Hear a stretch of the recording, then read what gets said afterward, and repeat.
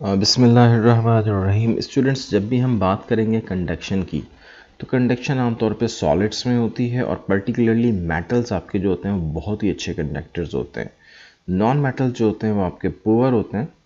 ठीक है, लिक्विड और गैसेस तो बहुत ही एक्सट्रीमली पुअर हैं, मतलब कंडक्शन नहीं होती। कंडक्शन में होता क्या, कंडक्शन में ये होता है कि जब आपके पास हीट ट्रांसफ़र की जाती है तो वो नेबरिंग एटम्स को हीट प्रोवाइड करते हैं और साथ साथ फ्री इलेक्ट्रॉन भी मूव करते हैं।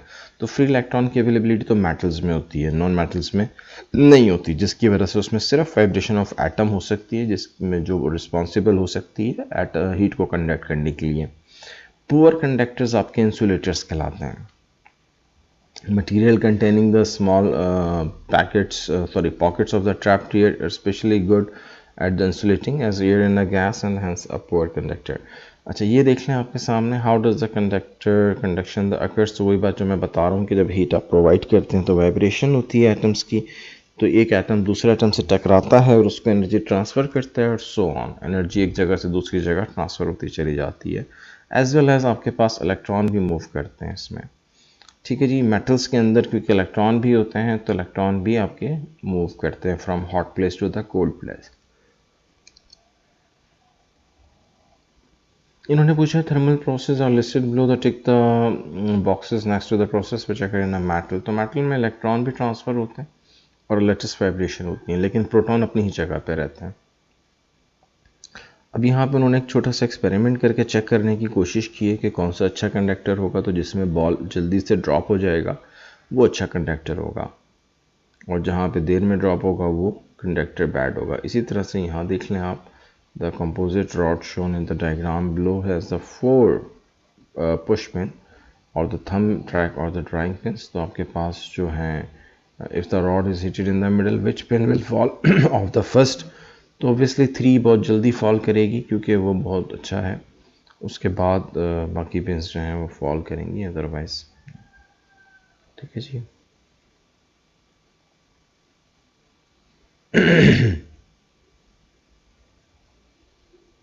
कन्वेक्शन आपका हीट का ट्रांसफ़र होता है थ्रू द फ्लूइड। फ्लूइड जो दोनों के लिए यूज़ किया जाता है वर्ल्ड कलेक्टिवली, लिक्विड के लिए भी और गैस के लिए भी।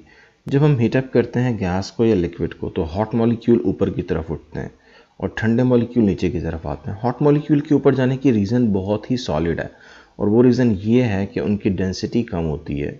इंटरमॉलिक्यूलर डिस्टेंस ज़्यादा होने की वजह से, वॉल्यूम ज़्यादा होने की वजह से वो लेस डेंस हो जाते हैं, वो ऊपर की तरफ उठते हैं, और ठंडे मॉलिक्यूल मोर डेंस होने की वजह से नीचे की तरफ आते हैं। ये जो मूवमेंट ऑफ मॉलिक्यूल स्टार्ट होती है ना, इसको हम कन्वेक्शन करंट कहते हैं। ठीक है जी, और ये सिर्फ और सिर्फ लिक्विड और गैस में एग्जिस्ट करती है, बाकी किसी में नहीं। यहाँ पे आप क्योंकि डेंसिटी कम होती है आपके वार्म मॉलिक्यूल की तो ऊपर चले जाते हैं, और ठंडे मॉलिक्यूल की डेंसिटी ज़्यादा होती है तो वो नीचे आ जाते हैं। ये क्रिस्टल्स हैं, ये आपके पास पोटेशियम पर मैग्नेट यूज़ किया जाता है। इसका एक मशहूर एक्सपेरिमेंट है। ये जब आप इसको हीटअप करते हैं तो आप देखते हैं कैसे ऊपर की तरफ उठता है और ठंडे मॉलिक्यूल नीचे की तरफ मूव कर रहे होते हैं। तो ये आपका जो थर्मल प्रोसेस है, इसमें कन्वेक्शन जो होती है फ्लूइड के अंदर होती है।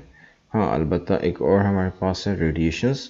रेडिएशंस में हीट ट्रांसफ़र होती है in the form of the electromagnetic waves, जो इंफ्रारेड वेव्स होती हैं, और वो जो हीट को कैरी करती हैं वो रेडिएंट हीट कहलाती हैं। उनको ट्रैवल करने के लिए किसी मीडियम की ज़रूरत नहीं है, वैक्यूम में से भी पास कर सकती हैं। और दूसरी अहम बात ये होती है कि कैंडल भी आपके सामने रखी हुई है तो वो भी आपको डायरेक्ट हीट प्रोवाइड करती है इंफ्रारेड रेज से। एक चाय का कप रखा हुआ है तो उसमें से भी हीट निकल रही होती है इंफ्रारेड रेज की फॉर्म में। अच्छा, ये एक और बात अच्छी तरह से समझ लें कि ब्लैक कलर जो होता है बहुत अच्छा हीट का यानी कि रिलीज़र भी होता है और एब्जॉर्बर भी होता है, और डल ब्लैक यानी कि जो होगा वो तो बहुत ही अच्छा होगा, जो जितना रफ सरफेस होगा वो उतना अच्छा एब्जॉर्ब भी करेगा और उतना अच्छा जो है वो रिलीज़ भी करेगा। आप उसके लिए वर्ड रिलीज़र यूज़ करें या इमीटर यूज़ करें, इज़ द सेम थिंग। जबकि वाइट आपके जो होते हैं ना तो वो इतने अच्छा एब्जॉर्ब करते हैं, एब्जॉर्ब भी नहीं अच्छा करते तो फिर इमिट क्या करेंगे, तो बस वो ये करते हैं कि रिफ्लेक्ट कर देते हैं, जो भी वेव्स उन पे आके इंसिडेंट होती हैं उनको बाउंस कर देते हैं। शाइनी भी आपके पास बहुत ही पुअर एब्जॉर्बर होते हैं और वो रिफ्लेक्ट कर देते हैं अलबत्ता, और वेरी पुअर इमिटर होते हैं। अभी देख लें कुछ यहाँ पे आपके पास रखा हुआ है, मैट ब्लैक और ये शाइनी सिल्वर और बेस्ट रिफ्लेक्टर है। अब इसमें अगर हम हीटअप करते हैं या इसको हम इसमें कोई वाटर रख दें, अगर हम गर्म पानी रख दें तो हम देखेंगे सबसे ज़्यादा अच्छा रिलीज़ जो करेगा वो ब्लैक वाला करेगा, ब्लैक सरफेस, और वो भी वो जो डल ब्लैक होती है और रफ ब्लैक, ठीक है ना। और अगर हम देखें कि कौन सी साइड जो है बहुत ज़्यादा हीट को एब्जॉर्ब कर रही है अच्छे से, तो वो भी आपका ब्लैक ही करेगा।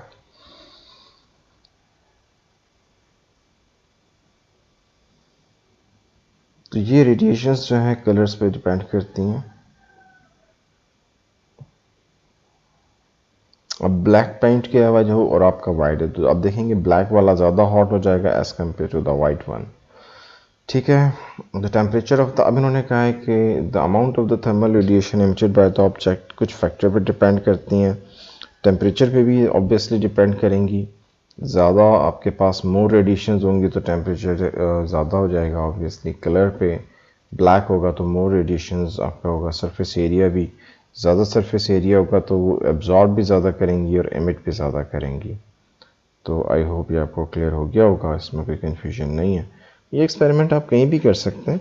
दो कॉनिकल फ्लास्क लेके उनके ऊपर आप एक पे ब्लैक पेंट कर दें और एक पे सिल्वर या फिर आप वाइट पेंट कर दें और दोनों में थर्मामीटर प्लेस करके इनको आप सनी रे किसी दिन धूप में बाहर रख दें तो आप देखेंगे कि जो ब्लैक कलर है उसका ज़्यादा टेम्परेचर इंक्रीज हुआ होगा as compare to the silver colour. या अगर आपने बॉयल वाटर रखा है तो फिर वो ठंडे हो रहे होंगे, तो ठंडे होने में ब्लैक कलर वाला जल्दी ठंडा होगा as compare to the silver colour. ये बात माइंड में रखिएगा, ठीक है जी guys. I hope this one will be clear to you और इसमें आपको कोई कन्फ्यूजन नहीं होगी।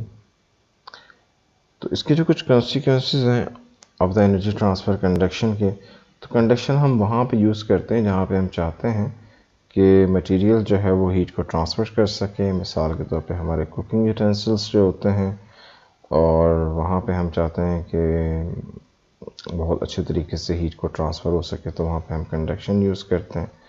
लेकिन कुछ जगह पे हम चाहते हैं कंडक्शन ना हो तो वहाँ पे हम ट्रैप्ड एयर को यूज़ करते हैं जो कि बहुत अच्छी इंसुलेटर है, तो वहाँ पे कंडक्शन नहीं होती।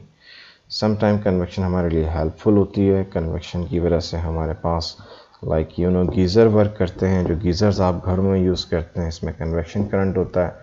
वार्म वाटर जो हॉट वाटर होता है वो ऊपर मूव करता है, कोल्ड वाटर नीचे जाता है। इसके अलावा जो फ्रिज में और एसी में हमारे पास कूलिंग एलिमेंट्स लगाए जाते हैं वो भी कन्वेक्शन करंट के लिए रिस्पॉन्सिबल होते हैं, और उसमें से जो डेंस होती है कूल एयर वो नीचे की तरफ मूव करती है, ठीक है जी। रेडिएशंस आपके पास जो होती हैं वो ट्रैवल कर सकती हैं वैक्यूम से भी। उनको रोकने के लिए आप सिर्फ यही कर सकते हैं, उसको कंट्रोल करने के लिए कलर के ज़रिए से। आपने फ्लास्क देखे होंगे, थर्मस फ्लास्क का इनसाइड कभी आप खोल के देखें तो आपको सिल्वर नज़र आएगा। ताकि क्यों नज़र आता है, क्योंकि वो जो उसमें हीट है रेडिएशंस के ज़रिए लॉस ना हो, क्योंकि जब वो रेस जो हैं हीट वेव्स सिल्वर कलर से स्ट्राइक करती हैं तो वो अंदर ही बाउंस हो जाती हैं और सिल्वर कलर इनको एब्जॉर्ब नहीं करता, ठीक है जी। सोलर पैनल आपको बताया गया है, इसमें इंसुलेशंस भी यूज़ की गई हैं, कॉपर पाइप यूज़ किए गए हैं क्योंकि कॉपर पाइप अच्छे कंडक्टर होते हैं। ब्लैक मेटल शीट्स यूज़ की गई हैं ताकि जो है वो आपके पास कि बहुत अच्छा एब्जॉर्बर होती हैं हीट का। तो ये चीज़ें ट्रैप एयर, इसमें ग्लास यूज़ किए जाते हैं ताकि वो एयर को ट्रैप कर लें और कन्वेक्शन की वजह से जो है वो एयर एस्केप आउट ना हो सके। तो आई होप ये आपको क्लियर हो गया होगा। Thank you guys, so next of you take care.